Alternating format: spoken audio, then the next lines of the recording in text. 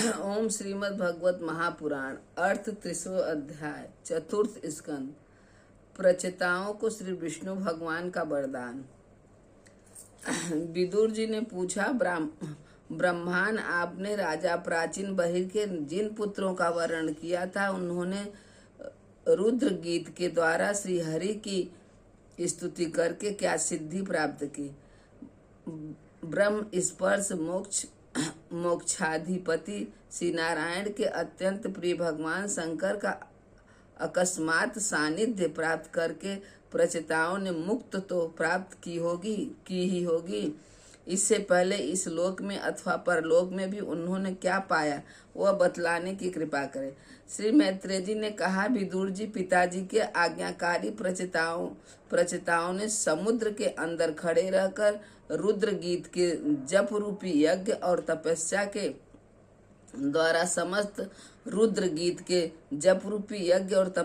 द्वारा समस्त शरीरों के उत्पादक भगवान श्री हरि को प्रसन्न कर लिया। तपस्या करते करते 10,000 वर्ष बीत जाने पर पुराण पुरुष श्री नारायण अपनी मनोहर क्रांति द्वारा उनके तपस्या जनित कलेश को शांत करते हुए सौम्य विग्रह से उनके सामने प्रकट हुए। गरुण जी के कंधे पर बैठे हुए श्री भगवान ऐसे जान पड़ते थे मानो सुमेरु के शिखर पर कोई श्याम घटा छाई हो।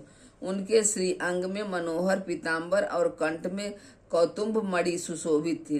अपनी दिव्य प्रभा से वे सब दिशाओं का अंधकार दूर कर रहे थे।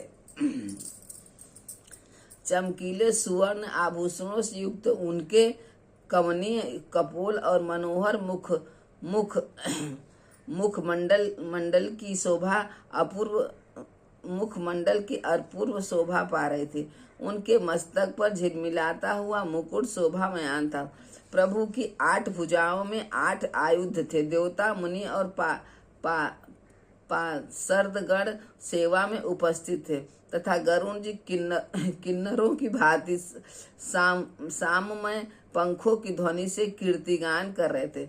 उनकी 8 लंबी लंबी स्थूल भुजाओं के बीच में लक्ष्मी जी से स्पर्धा करने वाली बनमाला विराजमान थी।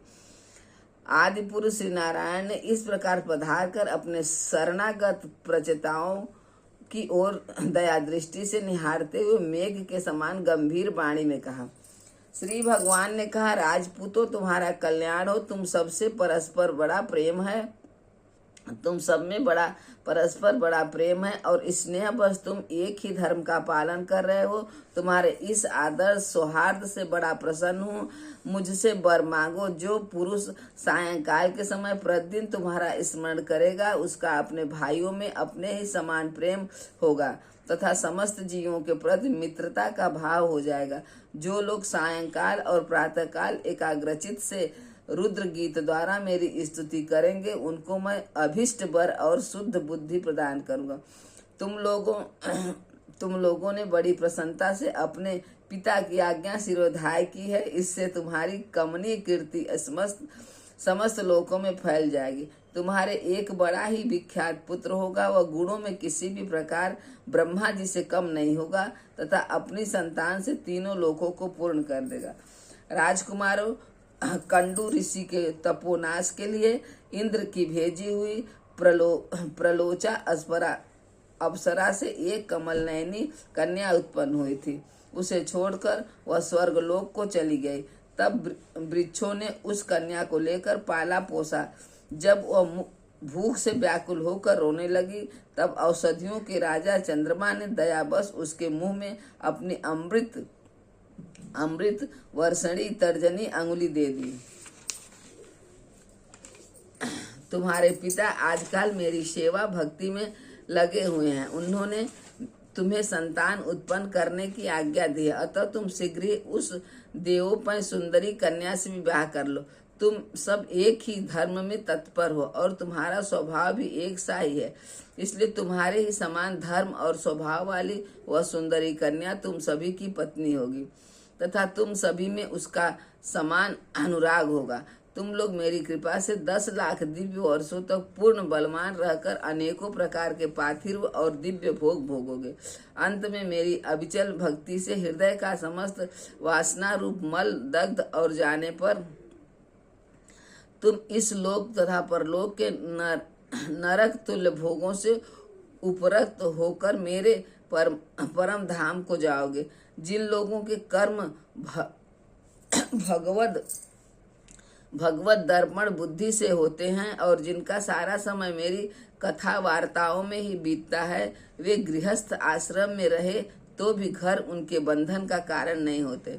वे नित्य प्रति मेरी लीलाएं सुनते रहते हैं। इसलिए ब्रह्मवादी वक्ताओं के द्वारा मैं ज्ञान स्वरूप पर ब्रह्मा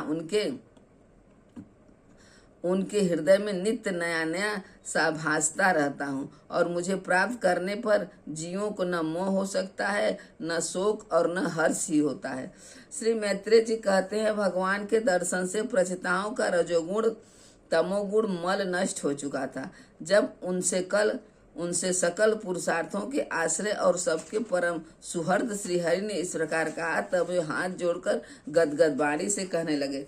प्रचेताओं ने कहा, प्रभु आप भक्तों के कलेश दूर करने वाले हैं, हम आपको नमस्कार करते हैं।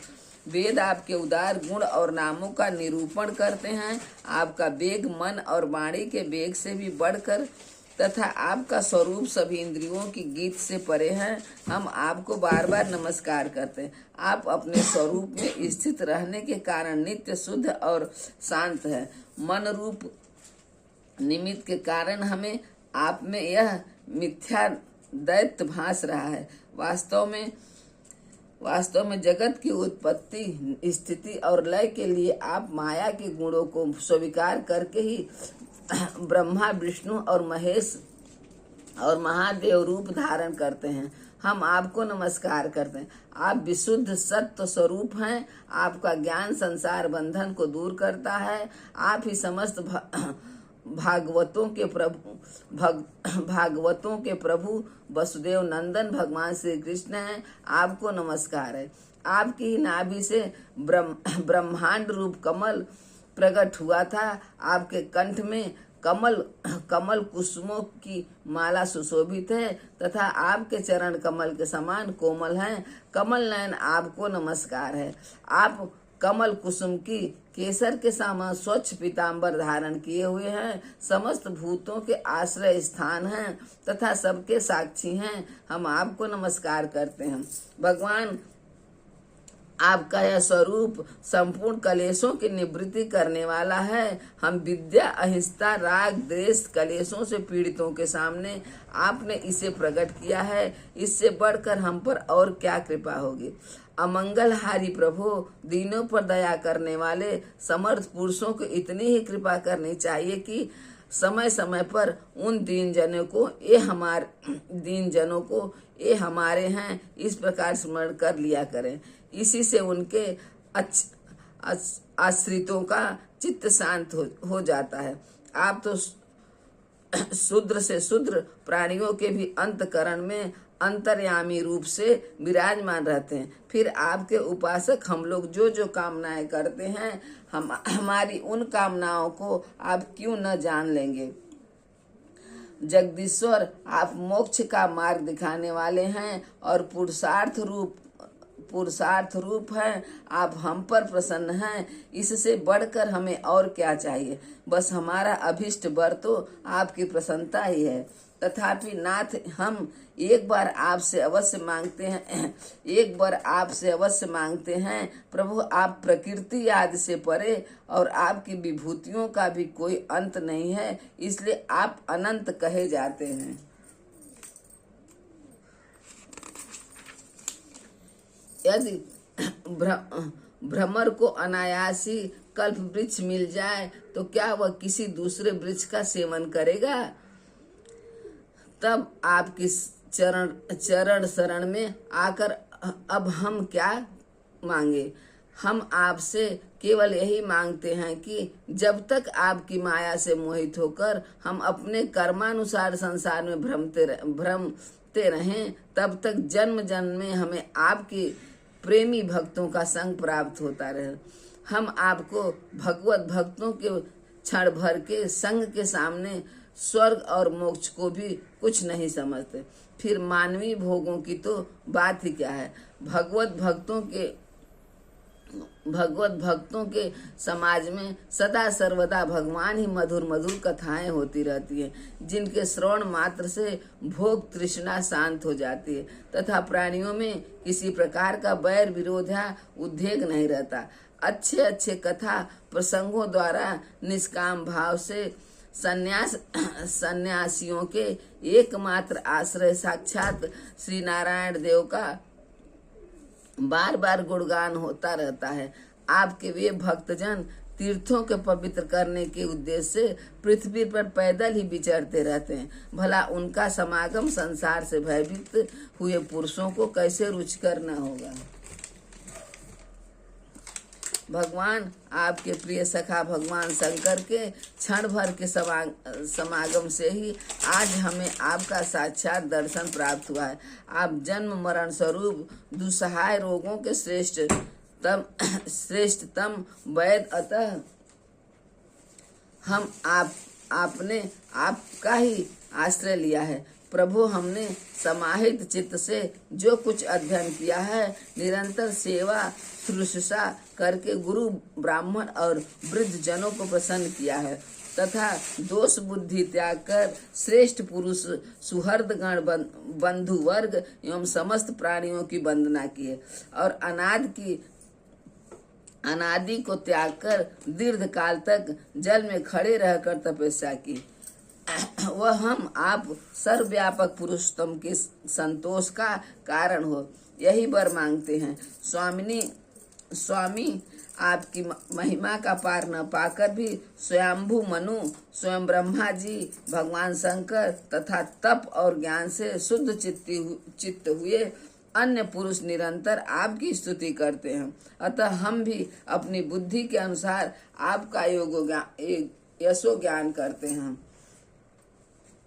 आप सर्वस्त्र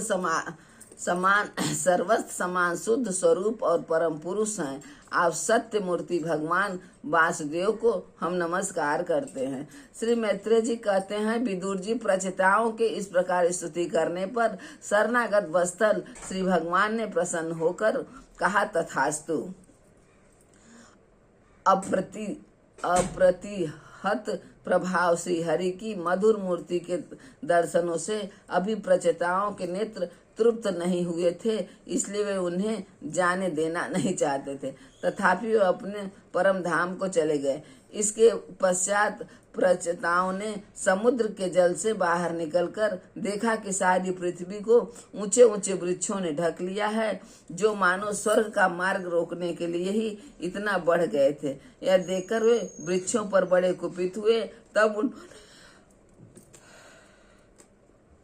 पृथ्वी को वृक्ष लता आदि से रहित कर देने के लिए अपने मुख से प्रचंड वायु और अग्नि को छोड़ा, जैसे कालिंदी रुद्र प्रलय काल में छोड़ते हैं। जब ब्रह्मा जी ने देखा कि वे सारे वृक्षों को भस्म कर रहे हैं, तब वे वहां आए और प्राचीन बहिर के पुत्रों को उन्होंने युक्त पूर्वक समझाकर शांत किया।